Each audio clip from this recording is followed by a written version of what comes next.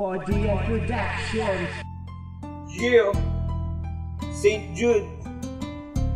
Kwento ko to kung saan ko nakilala ang Panginoon ko. Binago niya ang buong pagkatao ko.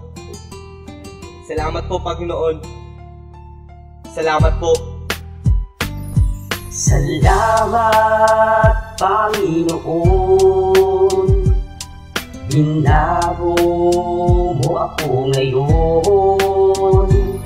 Salamat, Panginoon, sa panibagong pagkakataon. Sisimulan ko ang istorya ng buong buhay ko, kung saan makikilala nyo ang pagkatao ko at malalaman nyo ang tunay na ugali ko, at saan ba nagmula ang isang katulad ko. Ako ay isang binata nagmula pa sa pildera to, katulad ng iba ganito rin ang naging buhay ko. Standby din ako sa harap ng aming kanto, dito na ako namuhay, dito na ako natuto. Dito ko na nakilala ang iba't iba na tao, ako ay nirirespeto at minsan ay niloloko. Ang katulad ko, istorbo lang sa bahay, makulit, magulo, perwisyo pa kay nanay. Laging wala sa bahay, puros nga lang tambay. Pag minalas ka pa, meron ka pang kaaway. At ito ang laging tanong ni nanay, magbabago pa kaya ang aking buhay? Salamat, Panginoon. Binago mo ako ngayon.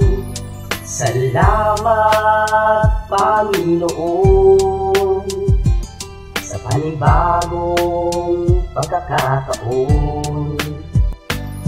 Sa araw-araw na nagdaraan, ito ang nangyayari. Wala nga pagbabago, buraot lang sakali. Ako ay nagsisiga-sigaan sa aming balwarte. Pagdating sa kayabangan ay wala silang masabi. Lagi daw akong ganto, wala nga daw ginagawa. Puros nga lang salita, hindi ko naman magawa. Ano daw mapapala ng buhay kong ito? Puro nga lang gala, wala namang trabaho. Nagsasawa rin ako kapag sinasabihan nun, kasi naiinis ako, paulit-ulit lang iyon. At dumating ang panahon, meron nga akong nakilala ang mga kaibigan ko, bigla na lang akong sinama. At ako'y nagulat sa aming pupuntahan, kami ay patungo sa isang simbahan.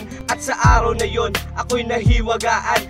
Ano bang ibig sabihin, hindi ko maintindihan. Salamat, Panginoon. Binago mo ako ngayon.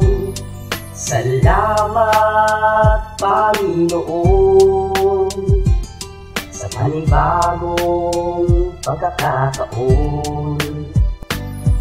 At sa oras na yon, sa akin ay pinaliwanag kung sino nga ba ang tao na sa akin nagpapatawad. Siya ang makapangyarihan sa lahat ng mga tao, at siya rin magliligtas sa buhay nating mga tao. Siya ang ating Diyos na nagngangalang Heso Kristo. Buhay niya'y sinakripisyo para lang sa mga tao, at siya rin naging gabay para ako nga ay magbago. At siya rin ang solusyon para malinis aking puso. At siya nga rin ang nagturo na matama ang mali, at siya rin ang nagpatawad sa aking mga mali.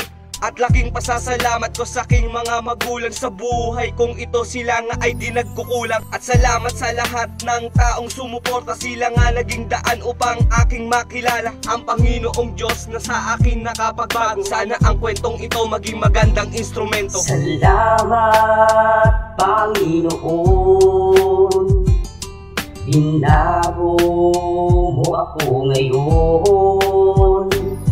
Salamat, Panginoon, sa panibagong pagkakataon.